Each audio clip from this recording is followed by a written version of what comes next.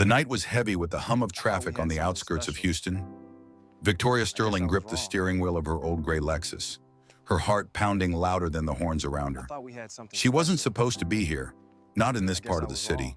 not chasing after her own driver. But the taillights of Marcus Kane's car cut through the darkness ahead, pulling her deeper into a neighborhood she had never stepped foot in.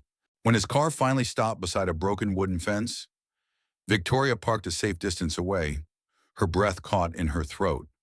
Through a cracked window of a rundown house, she saw something that froze her blood. Marcus knelt beside a frail old woman, feeding her gently, his hands trembling with care. Then a child ran into his arms, a boy whose face was so hauntingly familiar that Victoria nearly screamed.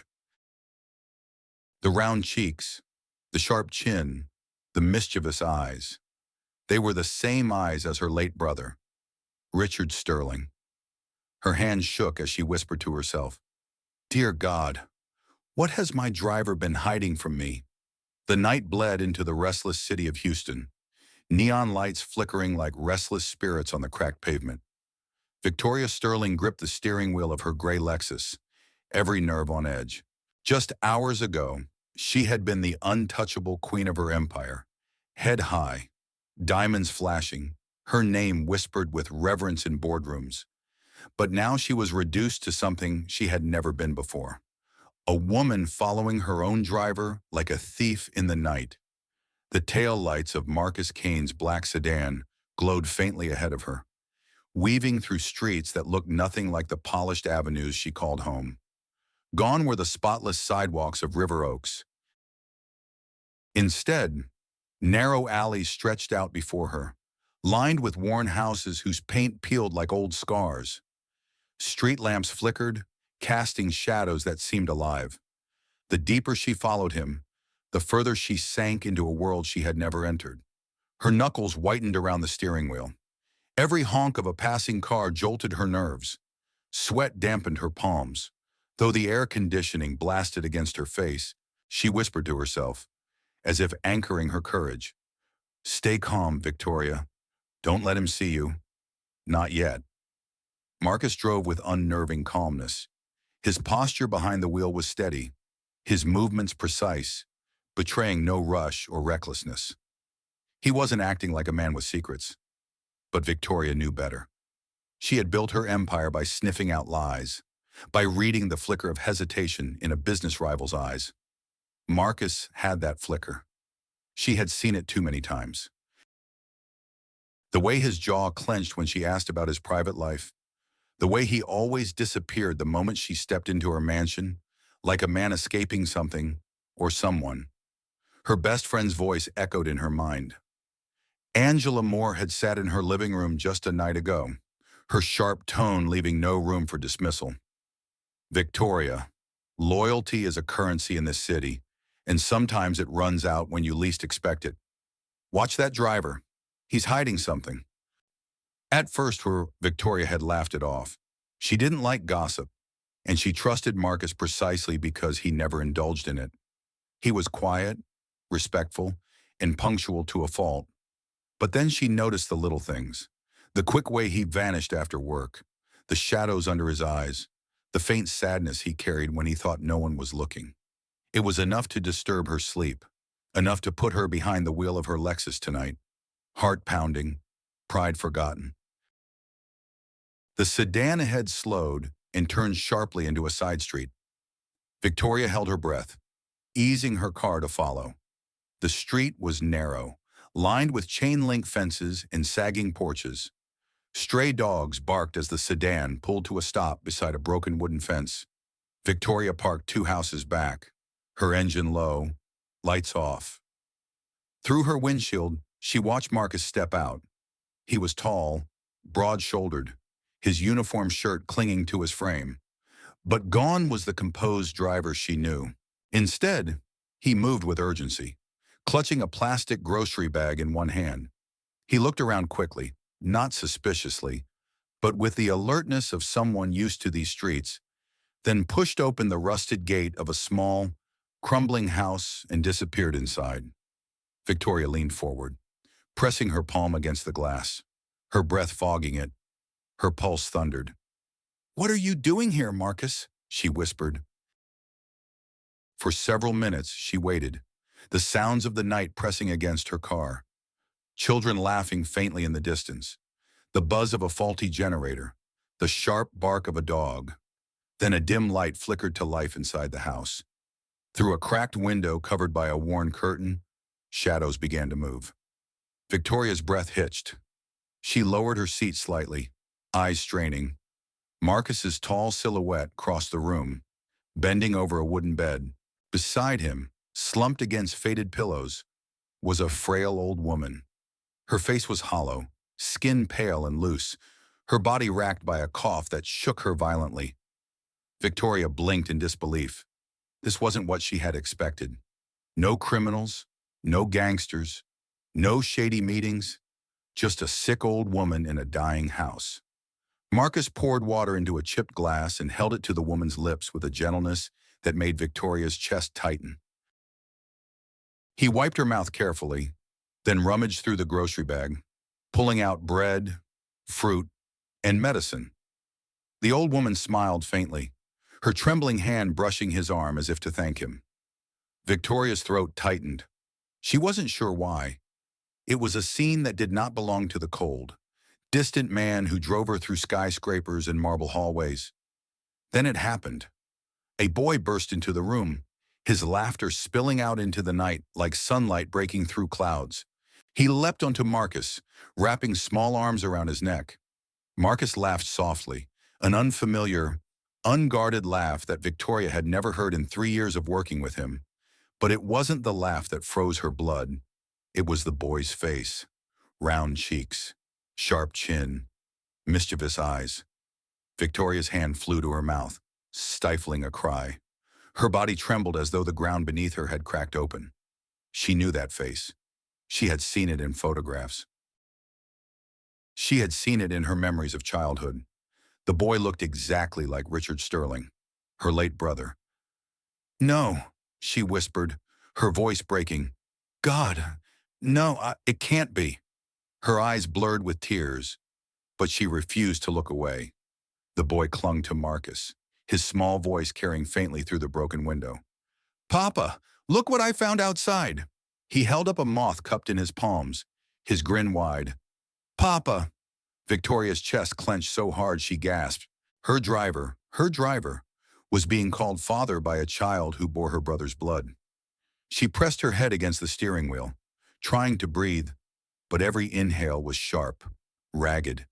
Memories flashed like lightning.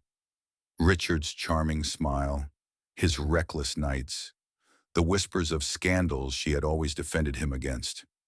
She had buried the rumors, dismissed the talk of a woman he abandoned. Now, staring at this boy's face, those rumors came back like ghosts clawing out of the grave.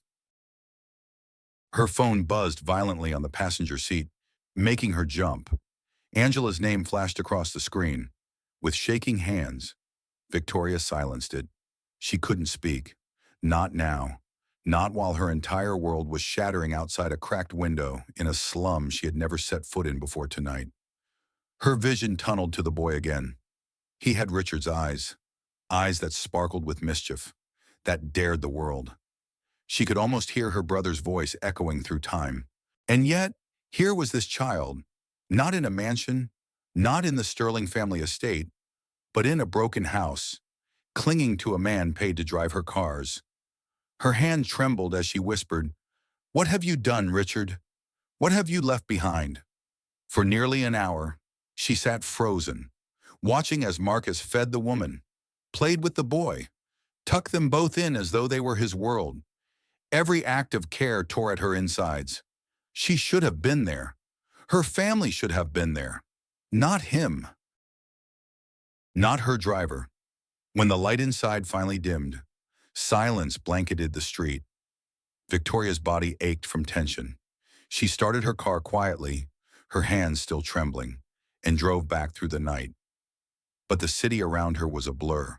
Her mansion, her empire, her wealth. None of it felt real. All she could see was the boy's face. By the time she pulled into her driveway, dawn was already beginning to stain the horizon. She sat in her car, unable to move, her chest heavy with the weight of revelation. Inside her home, silence swallowed her. She collapsed into the velvet chair of her living room, staring at the chandelier without seeing it. For the first time in decades, the woman who never bent, who never cried, felt powerless. When Angela called again, she answered, her voice barely more than a whisper. "Angela," she said. "Victoria, where are you? You sound strange." Victoria swallowed hard. Her voice cracked. "I followed him. Marcus. I saw everything." "What did you see?" Victoria's breath trembled. "A boy. He looks exactly like Richard. Angela, my brother's son has been living in the shadows all this time, and my driver knew." There was silence on the line. Then Angela gasped, "Jesus Christ." Victoria pressed her hand against her chest, fighting the sob rising in her throat. "Tomorrow," she whispered, "tomorrow I will confront him. I will know the truth." Her words hung in the air, sharp and final. For Victoria Sterling, tomorrow would not just be another day. Tomorrow would be the beginning of a war, against secrets, against her family, and perhaps against herself. The morning sun bled across Houston's skyline, casting long streaks of orange against the glass towers. In River Oaks, where the houses were larger than some hotels, Victoria Sterling sat at the edge of her king-size bed, staring at nothing. She hadn't touched her breakfast. The eggs had gone cold, the toast stiff. Her eyes were swollen, her mind restless. She had tossed through the night, every time she closed her eyes seeing that boy's face again. Caleb. She didn't know his name yet, but his face haunted her. Richard's face, her brother's blood. Her brother, the man she had defended through every scandal, every whispered rumor, suddenly stood before her in that child's smile. She whispered into the empty room, "Richard, what have you done?" Her voice cracked, brittle as glass. At last, she rose, her silk robe trailing behind her, and walked to her private office. The room smelled of polished oak and leather. Sunlight spilled across shelves lined with awards, photographs, and glass cabinets that gleamed with trophies of her empire. It was a room designed to remind the world and herself that she was in control. But today, she felt nothing of that control. She pressed the intercom, her voice firm despite the storm inside her. "Tell Marcus Kane to come to my office. Now." Moments later, the door opened. Marcus stepped in, his uniform crisp as always, his face calm, though faint shadows lingered beneath his eyes. He bowed slightly. "Good morning, madam." Victoria didn't answer. She studied him in silence, her gaze sharp as a blade. The room grew heavy with tension. "Sit," she ordered, pointing to the chair opposite her desk. Marcus hesitated. In 3 years of working for her, she had never asked him to sit. His brows knitted briefly before he lowered himself slowly into the chair. For a long moment, neither spoke. Victoria leaned back, her manicured fingers tapping the desk, her eyes fixed on him. Marcus clasped his hands tightly in his lap, his posture rigid. At last, she broke the silence. Her voice was low, steady, but each word carried weight. "Marcus, I followed you yesterday." His head snapped up, his eyes widening. For the first time since she had known him, the mask of calm cracked. "Madam, don't interrupt me." Her voice cut sharp, slicing through the air. "I followed you. I saw where you went. I saw the house. I saw the old woman. And I saw the boy." Marcus swallowed hard, his Adam's apple bobbing. His gaze dropped to his hand, then flickered back to her. Words caught in his throat. Victoria leaned forward, her eyes burning.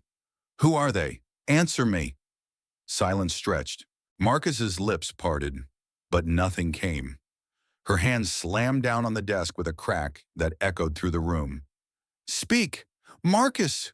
Who are they to you?" His voice trembled as he finally spoke.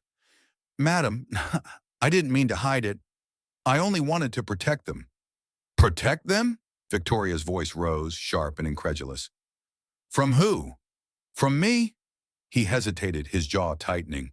From shame. The word hit her like a slap. Her brows furrowed. What shame? Marcus drew in a deep breath, his shoulders sagging as if carrying years of weight. When he lifted his gaze to hers, his eyes glistened. The old woman, her name is Helen Carter. Years ago, she was with your brother, Richard Sterling. He left her, abandoned her when she became pregnant. That boy, his voice broke slightly. That boy is his son, your nephew. Madam. The words crashed into Victoria like thunder. She froze, her chest tightening. Her brother's name, spoken in this context, felt like poison in her veins. Lies, she snapped, rising to her feet. The chair scraped loudly across the floor. Richard may have been reckless, but he would never abandon a child. He was not a coward. Marcus shook his head slowly, sorrow clouding his face. He did, madam. I saw it. Helen begged him. She cried. She pleaded. But he turned his back.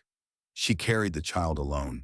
She suffered in silence while the world mocked her. Shem. Victoria's breath came in shallow gasps. Her face hardened, her manicured nails digging into the wood of her desk. And the boy, she demanded, her voice cold. Who is he to you? Why do you care for him as though he is yours? Marcus's voice softened, breaking under the weight of truth. His name is Caleb. He is Richard's son, your blood, your nephew. As for me, I met Helen years ago, when she was struggling to raise him. People called her names. She had no one. I helped where I could.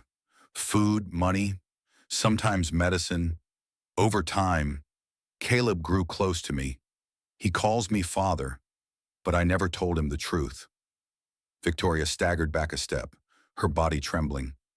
So you mean to tell me, she said slowly, her voice low and dangerous, that while I sat in this mansion, dining on gold plates, my brother's child was growing up in a slum, and you, my driver, knew all this time? Marcus's eyes glistened with unshed tears. He lowered his head. I feared you would reject him, madam, like your brother did, like your family did when Helen begged for help. I wanted to protect the boy from more rejection. Her chest burned. Her hand clenched into a fist and slammed against the desk again. Do you know who I am? Marcus? Do you know what blood runs in my veins? That boy is my blood, my brother's child, and you hid him from me like a dirty secret. Marcus's voice cracked, rising for the first time, because your family rejected them before. His fists trembled against his knees. I was there. Madam, I saw it. Helen went to your parents' house, begged them for help. They slammed the gate in her face. They called her a liar, a whore. They chose Richard's pride over truth. I swore that day I would never let that boy grow up believing he was unwanted. Victoria's body shook. The words pierced her like knives, reopening wounds she had never acknowledged. Memories surged, whispers she ignored, rumors she dismissed, her parents' tight-lipped silence whenever Richard's name came up. Her breath grew ragged. She pressed a trembling hand to her forehead. God, no. No, this can't be true. Tears stung her eyes, but she blinked them back fiercely. She would not break. Not here. Not before him. At last, her voice hardened again. Tomorrow, she said, her tone firm but laced with pain. Tomorrow and you will take me to that boy. I will look him in the eye, and I will know for myself. Do you understand me? Marcus bowed his head. Yes, madam. She leaned forward, her eyes sharp as steel. But hear me, Marcus, if you ever hide another truth from me again, I will never forgive you. Yes, madam, he whispered, his voice trembling. The room fell into silence. Victoria sank slowly back into her chair, her hands covering her face. Her shoulders shook as sobs slipped free. muffled behind her palms. Years of pride crumbled in that moment. She was a billionaire, a woman of steel, but now she felt like a child, abandoned by her own blood. Marcus sat quietly across from her, head bowed, giving her the dignity of silence. Finally, she dropped her hands, her eyes swollen and red. She whispered almost to herself, "Richard, what have you done to us?" The office felt suffocating. The truth had been spoken, but it burned worse than any lie. And tomorrow, she knew, would bring an even greater storm. The gates of the Sterling estate creaked open that afternoon, their iron bars casting long shadows on the marble driveway. It was unusual to see Marcus Kane drive back in so soon after dropping Victoria home. But what shocked the guards wasn't Marcus's return. It was his passengers. In the back seat sat a frail woman wrapped in a faded shawl, her body trembling with weakness, her cough muffled into the cloth. Beside her, a small boy pressed his hands against the window, his wide eyes filled with awe. He had never seen such a place. Pillars like monuments, windows glittering with gold trim, gardens that stretched like small forests. "Papa Marcus," the boy whispered excitedly, tugging at his sleeve. "This house is bigger than our whole street." Marcus forced a small smile, though his throat was tight. "Respect. Caleb, this is Madam's house." When the car stopped, Marcus hurried to the back door, helping Helen Carter out gently. Her legs shook beneath her, her breath shallow. Caleb jumped out beside her, his small sneakers squeaking on the polished tiles. And then, the doors of the mansion swung open. Victoria Sterling stepped out, framed by sunlight. She wore a simple white gown, but her presence was commanding. The staff, who had gathered discreetly at the corners, fell silent. They had seen her in designer gowns, in jewels worth more than their salaries combined, but never like this. Today, her eyes were softer, heavier. Her gaze moved first to Helen, and for a brief moment, pain flickered across her face. Then her eyes dropped to Caleb. The boy's small face tilted up toward her, his features so hauntingly familiar it made her chest ache. The sharp chin, the mischievous spark in his eyes. They belonged to Richard. Victoria's heels clicked slowly against the driveway as she walked forward. Caleb clutched Helen's shawl nervously, half hiding behind her. "Welcome," Victoria said quietly, her voice trembling despite her effort to control it. She stopped just inches from them, her gaze sweeping over the boy's face again and again, as if trying to convince herself he was real. Inside, she led them to the guest wing. The maids scurried, fresh sheets were laid, hot food prepared, clean clothes brought out. Helen sank into the softness of a bed for the first time in years. Tears welled in her tired eyes. "Madam," she whispered hoarsely, "I never thought I would step foot in this place, not after what your family did to me." Victoria sat at her bedside, guilt carved deep into her face. She reached for Helen's frail hand. "Forgive us," she said, her voice breaking. "I cannot change what was done, but I can change today. You will not suffer again, not under my roof." Helen closed her eyes, silent tears slipping down her cheeks. Caleb, meanwhile, wandered the room, his excitement bubbling. He pressed his small hands against the marble walls, ran across the soft carpet, and peeked out the massive window. Then he turned back, his innocent eyes wide. "Auntie, is this really your house?" Victoria's chest tightened. She bent down, cupping his small face in her palms. Her voice cracked. "Yes, Caleb, and from today, it's your house too." For a brief, fragile moment, peace filled the room, but peace rarely lasted in the Sterling family. By evening, news had already spread. Whispers flew faster than the Houston wind. A woman and child had been brought into the mansion. Rumors ran wild among staff and relatives alike. And before long, trouble arrived at the front doors.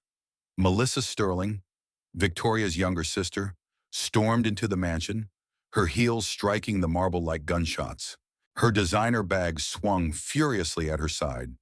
Behind her, Edward Sterling followed, tall and severe, his silver hair slicked back, his walking stick tapping loudly. "Victoria!" Melissa's voice rang sharp, dripping with outrage. "Tell me it isn't true. Tell me you didn't drag that woman and her bastard child into this house." The lounge fell silent. Staff froze, eyes darting nervously between the sisters. Marcus stiffened at the corner, his fists clenching, but he remained quiet. Victoria rose from her chair slowly, her face calm but her eyes blazing. "It is true," she said firmly. "He is Richard's son. He is our blood, and I will not hide him any longer." Edward slammed his stick against the floor, his deep voice echoing. "Have you lost your mind? That child is a stain, a living reminder of Richard's disgrace. How dare you bring him here?" In the corner, Helen coughed violently, her frail body shaking. Caleb rushed to her side, his small arms wrapped protectively around her waist. His wide eyes darted between the shouting adults, fear and confusion flooding his face. Victoria's voice rose, sharp with anger. "You call him a disgrace? He is a child, an innocent child who carries our blood. Are you so blinded by pride that you cannot see the truth?" Melissa sneered. "Don't preach to us. You think you're better than the rest of us because you're rich, because you built your empire. But this is madness. If society hears of this, they'll laugh us into the grave. They'll say the mighty Sterling family raised a bastard." "Enough!" Victoria thundered, slamming her palm against the table. The sound cracked like thunder, silencing the room. Her eyes flared as she pointed toward Caleb. "That boy is not a bastard. He is Richard's son, our blood. Whether you like it or not, he belongs here." The air grew tense, charged with fury. Edward's face twisted with disgust. He pointed his stick at Helen, his voice venomous. "You dare step into this house again? After all these years? Did we not warn you to stay away? Did we not tell you never to return?" Helen's thin body shook. She clutched Caleb tighter, her lips trembling. Her voice was weak, but her words carried weight. "I never wanted to return," she whispered. "I only wanted my son to live.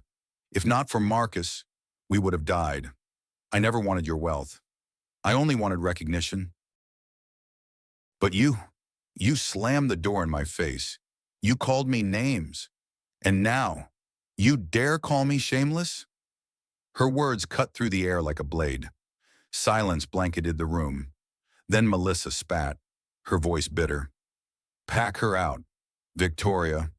If you want to disgrace yourself, do it outside these walls. We will not carry her curse with us." And then, something no one expected happened. Caleb stepped forward, his small fist clenched, his voice trembling, but loud enough to echo through the hall. "Stop shouting at my mama," he cried. Tears burned his eyes, but his voice carried. "She is not a curse. She is the best mom in the world, and Papa Marcus takes care of us. Not you. You don't know us, so don't insult us." The room froze. The child's boldness struck like lightning. Victoria's chest broke. Tears welled in her eyes as she bent down, pulling Caleb into her arms. His tiny body trembled against her, but his courage radiated like fire. She looked up at her siblings, her voice shaking with fury and pride. "Do you see? Even this boy has more courage than both of you combined. He speaks truth without fear. He protects his mother with pride. And you, grown adults, stand here blinded by shame." Edward shook his head, his face red with rage. "Victoria, you are destroying this family." "No," Victoria shot back, her voice rising. "I am saving it. For too long we buried secrets. For too long we chose pride over blood. But not anymore. That boy is our blood, and I will protect him with everything I have." Her words thundered through the mansion. The battle lines were drawn. Melissa and Edward stood in stunned silence, their faces twisted with anger and disbelief. But Victoria's voice had cut through like fire. Caleb clung to her, his small voice muffled against her gown. Auntie, are you going to leave me too? Her heart shattered. She knelt before him, holding his tiny hands firmly. Tears streamed down her cheeks, but her voice was steady. No, my son, never. From today, I am your Auntie Mama, and I will never let you go. The words burned into the room, unshakable, and for the first time in years, Victoria Sterling felt something stronger than pride. She felt redemption, but redemption came with a cost. And as her siblings stormed out, their heels striking furiously against marble, Victoria knew the real war had just begun. The Sterling mansion had always been a fortress, gates of iron, marble floors polished like glass, guards at every corner. But fortresses could not keep out whispers, and in Houston, whispers were faster than the wind. By the end of that week, the story had spread, first among neighbors, then among church circles, and finally into the pages of the press. Billionaire's driver brings love child into mansion. Is Victoria Sterling losing control? The headline screamed across a glossy tabloid, the ink still fresh when it landed on Victoria's mahogany breakfast table. She picked it up, her eyes narrowing as she read the poisonous words. Claims the boy belongs to her late brother Richard Sterling, though no official confirmation has been made. Sources suggest the driver, Marcus Kane, manipulated her into taking in the woman and her son. Her hands trembled, but not from fear. Rage boiled inside her. She threw the paper across the room. It skidded across marble, landing at Marcus's feet where he stood silently. Madam, his voice was low, heavy with shame. Maybe it is better if we go. Back to the old house. I don't want to ruin your name. Victoria's head snapped up, her eyes blazing. And where would you take them? Back to hunger? Back to sickness? No. Marcus, let the world talk. That boy belongs here. I will not hide him again. Her voice was fierce, but her chest ached with the weight of it. She was no stranger to gossip. Wealth attracted envy. But this was different. This was war. At her next charity gala, whispers followed her like shadows. Diamond-clad women leaned together, fans fluttering as they murmured behind her back. Men in tuxedos glanced with thin smiles before turning away. One guest finally asked outright, his voice dripping with false concern. Victoria, is it true what they say? That your driver has placed a child under your roof? That he is family? Her jaw tightened. She gave him a thin, icy smile and walked away without a word. But inside, her blood burned. That night, she sat in her car outside the gala, her fists clenched in her lap. So this is the price of truth, she whispered to the silence. Let them laugh. Let them spit.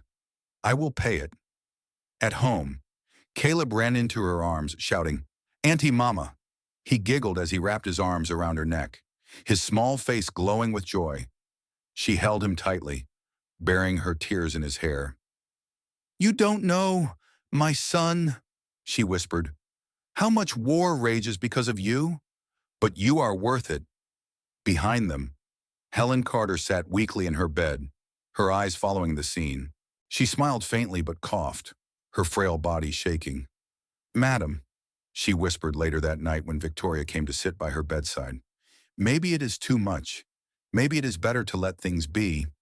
But Victoria shook her head fiercely. No, you have carried shame long enough.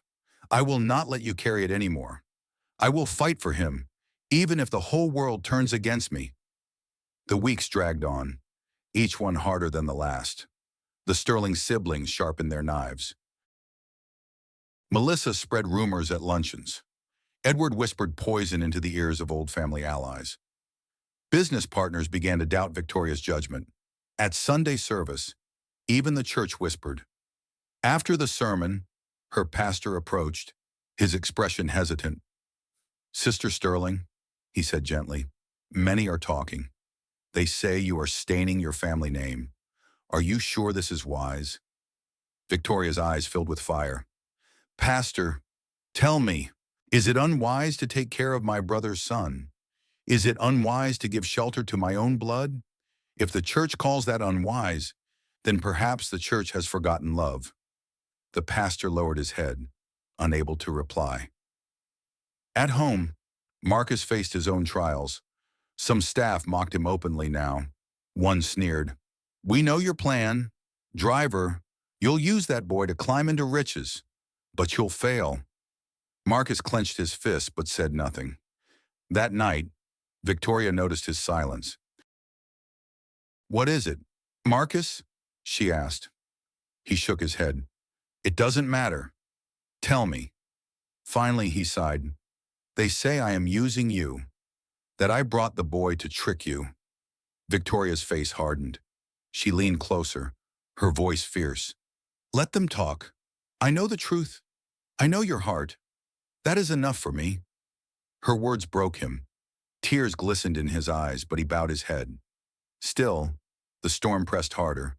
And then came the night Helen's sickness worsened. The doctors Victoria had brought shook their heads. "We will do all we can, madam, but her illness has gone too far." Those words shattered her. She sat by Helen's bed, holding her thin hand. Beside her, Caleb clung to the blanket, his small body trembling. "Stay strong, Helen," Victoria whispered, tears filling her eyes. "Please, don't leave him yet. Don't leave us yet." Helen's voice was barely a whisper. "Madam, you have already done more than I ever dreamed.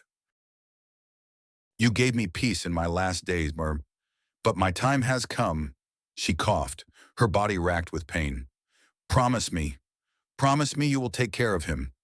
Victoria's tears spilled freely. She squeezed Helen's hand. "I promise. With my life. I promise." The boy tugged at Helen's shawl, his voice cracking. "Mama, don't sleep. Please. I need you." Helen stroked his cheek weakly. "My son, my Caleb, don't cry. You are strong. You are brave. And from today, you will never be alone." Her eyes turned to Victoria one last time. "He is yours now." Her chest rose slowly, then fell, and stilled. "Ma, Ma!" Caleb's cry pierced the night, raw and desperate. He shook her arm, but she did not move. His tears spilled onto her shawl as he buried his face against her. Victoria pulled him into her arms, rocking him as her own tears streamed down her face. "It's okay, my son," she whispered, her voice breaking. "She is with God now. You still have me. You will always have me." Later, as the body was carried away, a maid handed Victoria a folded note found under Helen's pillow. Her hands trembled as she opened it. The handwriting was shaky but clear. To Madame Sterling, "Thank you for seeing us when the world refused. Thank you for giving me dignity in my last days. Please do not let Caleb carry the shame I carried. Raise him with love. Let him know he belongs. May God bless you." Tears blurred her vision. She pressed the note against her chest, sobbing silently. But peace did not last even in grief. The very next morning, Melissa stormed into the mansion with Edward behind her. Their voices rang like knives. "So, it has come to this." Melissa spat. "That woman is dead, and now you want to keep the child as your trophy. Victoria, can't you see how you are dragging our name through the mud?" Edward's stick slammed the floor. "Enough is enough. Send the boy away. He does not belong here. He is not one of us." Victoria stood tall in the living room, Caleb clutching her gown, his eyes swollen from crying. Her voice was sharp, unshakable. "Say what you want, but hear me today. This boy is my blood.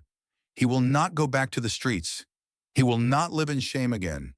He is Richard's son, and from this day, he is mine." Melissa laughed bitterly. "Yours? Do you want to adopt your driver's pet project? Do you want the world to laugh at you?" Victoria's eyes blazed. "Let them laugh. Their laughter cannot kill me, but abandoning him will kill my soul. Look at him. Look at his face. He is Richard's image. Deny it if you want, But blood does not lie. I will not throw him away. Edward raised his stick, pointing it at her like a sword. Then you stand alone. Victoria, don't count on us when the world turns against you. Her chin lifted proudly. I don't need you. I don't need anyone. I have enough to carry him, to raise him, to protect him. You may turn your backs, but I will never turn mine. The room trembled with her words. Auntie, Caleb's small voice cracked as he looked up at her with tear-filled eyes. Are you going to leave me too? Her heart shattered again. She knelt before him, holding his little hands tight. Tears streamed down her face as she whispered, No, my son, never. From today, I am your Auntie Mama, and I will never let you go. The boy's lips trembled. Then he whispered back, Auntie Mama. The words pierced her heart. She pulled him into her arms, crying openly, Yes, my son, Auntie Mama's here, and I will always be here. The storm outside raged on, siblings, society, gossip, the press. But in that moment, within those walls, a new bond was forged, one that no storm could break. The morning after Helen Carter's burial, the Sterling estate was cloaked in a silence heavier than any storm. The black ribbon still hung from the iron gates, and a faint trace of lilies lingered in the hall. But inside the mansion, a new fire burned. Victoria Sterling sat in her study, the adoption papers spread out across her desk. Her lawyers stood stiffly nearby, their voices low, but her focus was fixed on one document, the one that would change everything. Her pen hovered over the signature line. Marcus Kane stood at the doorway, his hands folded, his face solemn. Behind him, Caleb perched nervously on a chair, swinging his small legs, his eyes darting between the adults. He didn't fully understand what was happening, but he could feel its weight. Victoria lifted her chin, her voice calm but unyielding. This is not just paper. This is protection. This is family. She pressed the pen down and signed her name, Victoria Ann Sterling. The lawyers nodded, gathering the papers. It was done. Legally, irrevocably, Caleb was no longer a shadow of Richard's mistakes. He was her son. When the lawyers left, silence filled the room. Caleb slid off the chair and walked timidly toward her. Auntie Mama, he whispered, tugging her sleeve. Does this mean I'm really yours now? Victoria's chest tightened. She knelt, pulling him into her arms. Yes, my son, you are mine, not just in this house, not just in my heart, but in the eyes of the law. From today, no one can take you away from me. Caleb buried his face in her shoulder, whispering, I love you, Auntie Mama. Tears stung her eyes, but she smiled. And I love you, Caleb, more than you will ever know. But the battle was not over. The adoption papers may have been signed, but the Sterling family was far from silent. That evening, a summons arrived. A family council had been called at their late parents' estate. Victoria expected nothing less. The Sterlings would not let her decision go unchallenged. She arrived with Caleb by her side, his small hand tucked in hers. Marcus followed a step behind, his presence steady. The dining hall was filled with familiar faces, uncles, aunts, cousins, her siblings Melissa and Edward at the head of the long mahogany table. Their expressions were storm clouds. Edward rose slowly, his walking stick tapping the floor. His voice thundered through the hall. Victoria, you have disgraced this family for the last time. You parade that child as one of us, when he is nothing but a reminder of Richard's shame. Murmurs of agreement rippled across the table. Melissa leaned forward, her eyes cold. Do you know what society is saying? That the mighty Victoria Sterling has been bewitched by her driver, that she has brought a bastard into her mansion and called him son. Gasps rose, heads nodded. Caleb clutched Victoria's hand tighter, his small body trembling. Victoria rose to her feet, her presence towering. Her voice cut through the noise, clear and sharp. Shame? Do you know what shame is? Shame is abandoning a child of our blood to rot in the shadows. Shame is turning away a woman who begged for help at our gates. Shame is burying the truth to protect Richard's name. That is the shame you carry, not him. The room erupted. Voices clashed. Accusations flew. One uncle slammed his fist on the table. You dare insult your parents' memory? Victoria's eyes blazed. I dare speak the truth they buried.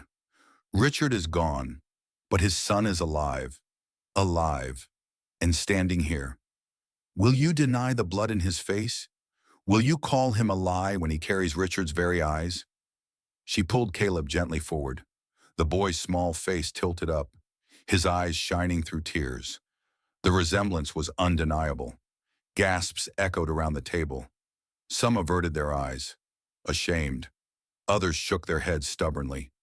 Edward slammed his stick again. Enough! If you continue down this path, you stand alone. You will not inherit our lands, our businesses, our name. You will be cut off.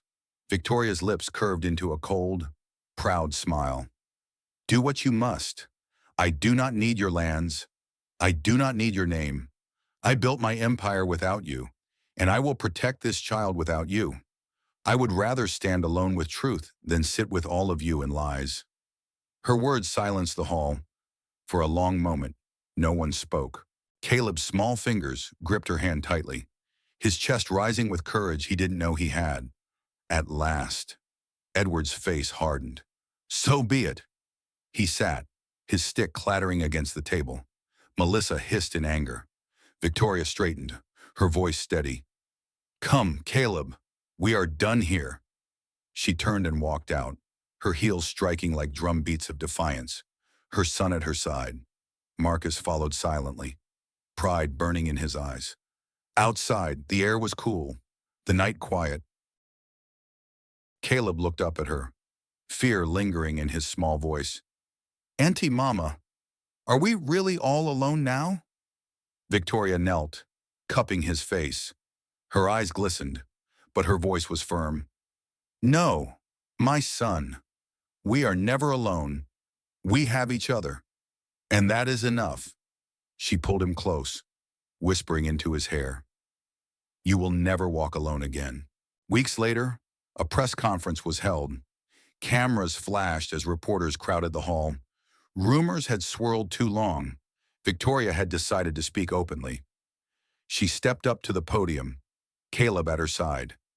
The boy's small hand clutched hers, grounding her strength. Reporters shouted questions, their voices colliding. Is it true the boy is Richard Sterling's son? Are you adopting him? Did your driver manipulate you? Victoria raised her hand, silencing the room. Her voice was steady, commanding.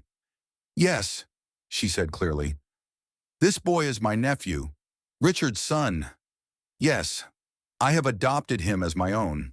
And no, no one manipulated me. I made this choice because truth is stronger than pride, because love is greater than shame. For too long, we buried secrets. No more. From this day forward, Caleb Sterling will never live in shadows. He is my son. He is my blood. The cameras exploded in flashes. Reporters scribbled furiously, and though whispers still buzzed, a ripple of respect began to shift through the room. Later that night, as the city lights glimmered beyond her window, Victoria stood in her lounge, Caleb asleep upstairs. She held Helen's note in her hand, her eyes damp with tears. She whispered into the night, Rest now. Helen, rest now. Richard, I have him. He is safe. He will shine, and he will never walk alone again. And that is the story of Victoria Sterling, the billionaire who chose love over pride, truth over lies, and family over reputation. She lost siblings.